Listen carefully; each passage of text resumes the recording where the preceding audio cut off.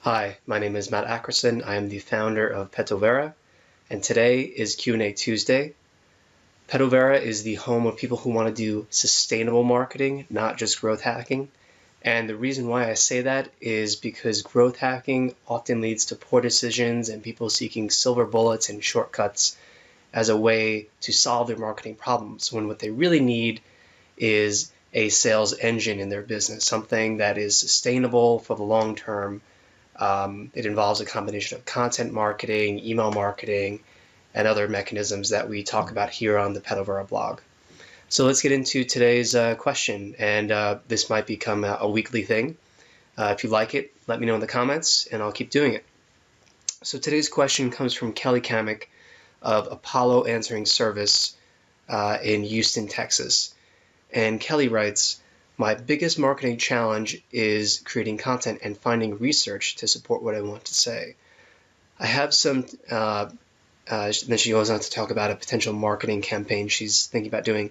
"I have some tickets for like 4 to 8 for Monday night's rodeo, REO Speedwagon, that I want to give away to some clients. I was thinking about sending out an email offering them to anyone who fills out a Google or Yelp review of our services. What do you think do you think that's a reasonable exchange?" Well, first I want to talk about the point, Kelly, about you're concerned about creating content, and that's your biggest challenge right now. So here's my answer. Content, you have to look at content as basically the fuel to your sales engine. And if you stop putting fuel in the engine, the content, rather the flow of leads and sales and qualified prospects coming into your business, visiting your website, it's going to dry up eventually. And obviously in your case, I know you personally, I know that that's not the case. And part of the reason that isn't the case is because you've been very consistent with your email marketing. But I understand that creating content on a blog is actually a big challenge. I've struggled with it myself in the past. But it's important to keep that analogy in mind, because basically the more content that you can create that people don't see as spam because it's adding some kind of value to their life or to how they run their business, that's going to make you memorable, keep you top of mind, and keep them coming back to you for more information, and eventually make a purchase or make repeat purchases or make referrals for you to other potential clients. So you have 3 options for creating content. Number 1, you can do it yourself. Number 2, you can outsource it. And number 3, you can get your audience to help you create it. Number 3 is more of an advanced tactic for when you're a little bit further along, but I'll cover that briefly. So let's first start with creating content yourself. 3 main ways that you're going to generate relevant content ideas are doing some SEO keyword research. So you want to look at in your Google Webmaster Tools as well as in Google Analytics to see what are some of the keywords that are related to your core business that people are already searching for and coming into your website for. I've done this in my own business, and I noticed one example was people were searching for best sales funnels or sales funnel examples, and they were coming in to Petovera and reading one article that I wrote actually a little while ago, about 2 years ago. So looking at that data, what I can infer, or what I can conclude, is that it would be a very practical decision for me to create additional content around that keyword, best sales funnel examples or best landing page examples, since we're already ranking quite well and getting a nice stream of organic traffic of people coming into our site looking for information around that topic. The second thing that you can do, other than SEO keyword research, is to look at what competitor sites are writing about and what they're doing for their content marketing efforts, as well as other industry blogs. And Kelly, in your case, I actually looked at one of your competitor sites, and I noticed that one thing that they're doing that I found kind of interesting was they were actually giving away a white paper on how answering service can help a business increase productivity by saving time. So that's a tactic that you want to study and maybe consider copying to some extent, or doing some sort of offshoot of that. White papers, which can be offered in exchange for an email address or email address paired with some other information, are often very effective because it's a nice kind of quick way for someone to get some value, and it's not overwhelming. A lot of people think that, oh, I should just layer a lot of value, like I'll do an e-course and a free report and 2 other white papers on top of that, and like no one will not opt into this. That's not the case. If you look at some of the research done by places like, I believe, the founder of leadpages.net, and you look at the one example that they give of an email bribe, they found in their case, after studying thousands and thousands of data points, that their highest converting landing page was an extremely simple offer that offered simply a report on what are the best recommended tools that they're using in their business. And that had the highest conversion rate, just a simple report, 2 pages, and I believe there was 5 to 10 tool recommendations in that report. So that's an example of one tactic that you can copy and put into your own business. Number 3 is that you can turn common questions from your clients into actual blog posts or landing pages.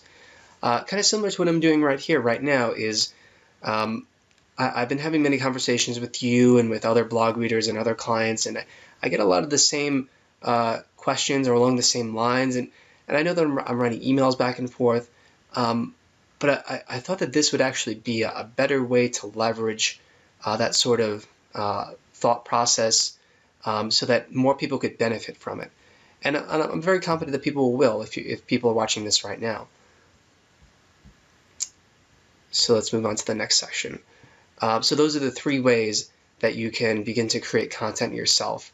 And the trick is really to commit to ideally a weekly or a bi-weekly schedule so that you're on a schedule, you know when it's due, and you ideally want to spend no less than 3 hours creating your content. And for something that's going to rank well in Google, you want to write typically no less than 2,400 words. So that sounds like a lot, but when you do it consistently, it actually gets a lot easier over time.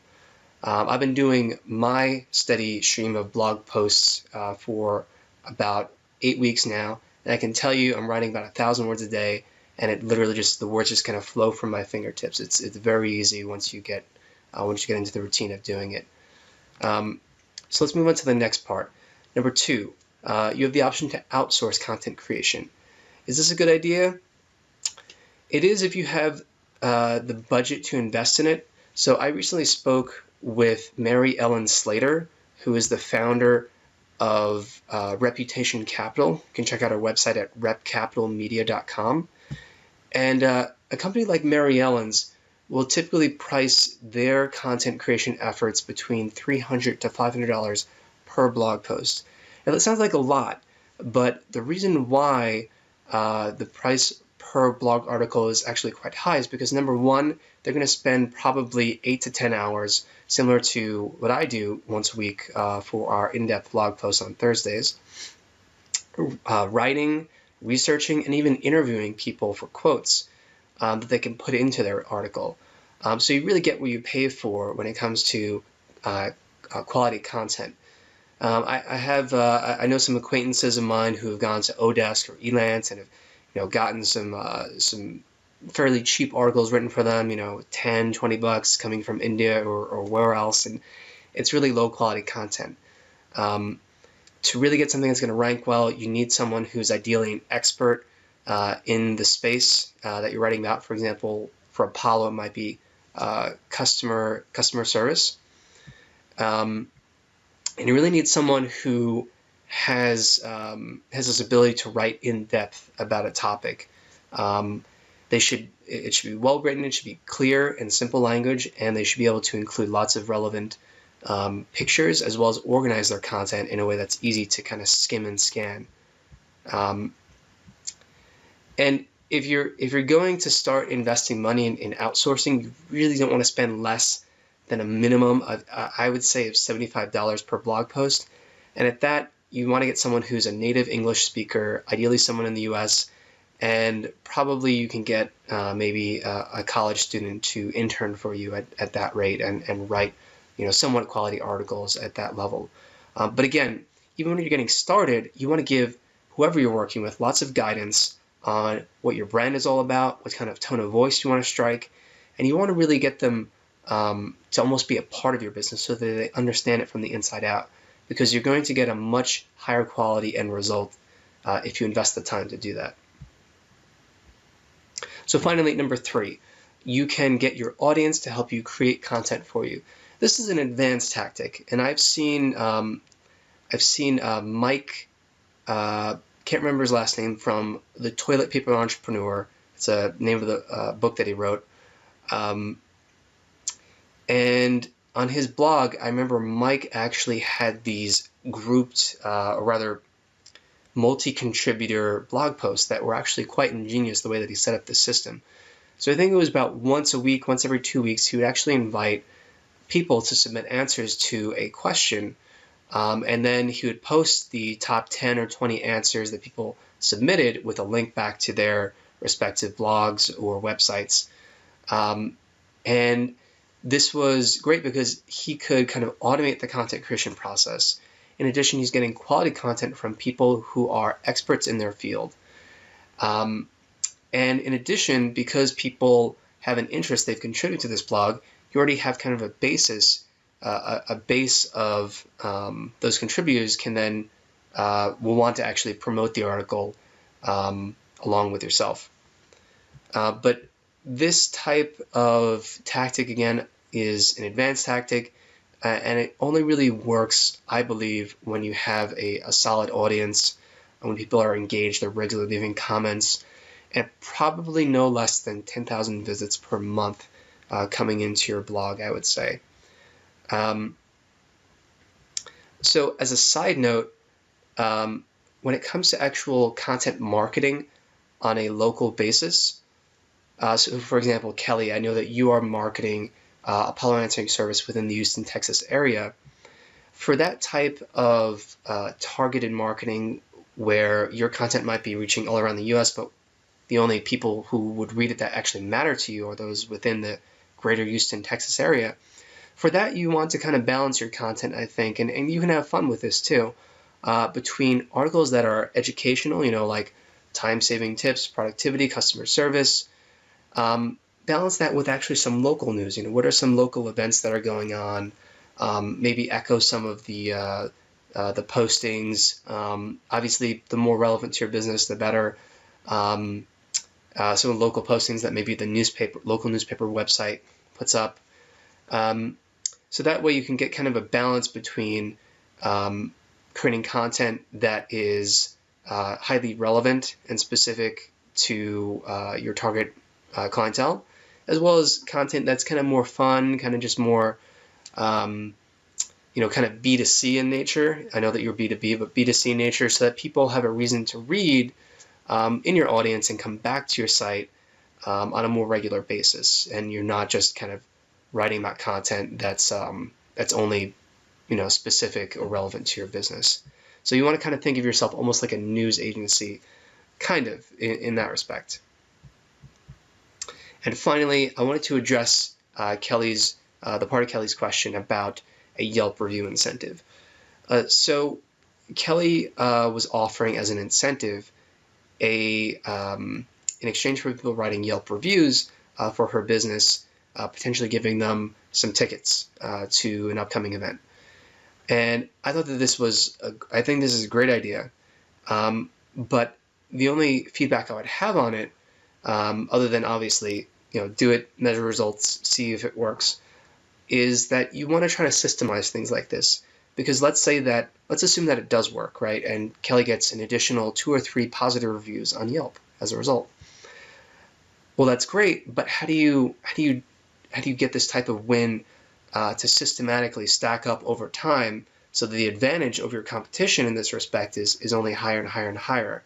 So what kind of tactics exactly like this or similar to this could you do, Kelly, on a weekly basis that would produce a similar result? Maybe it's doing reviews on Yelp. Maybe it's reviewing you on your Facebook page, because I know that Facebook actually allows people to post reviews, 1 to 5 stars. Maybe it's actually providing testimonial, because as we know, social proof is extremely powerful.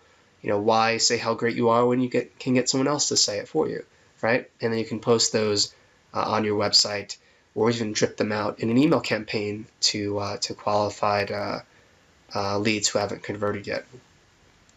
So the idea here is that you want to create evergreen content that's always going to be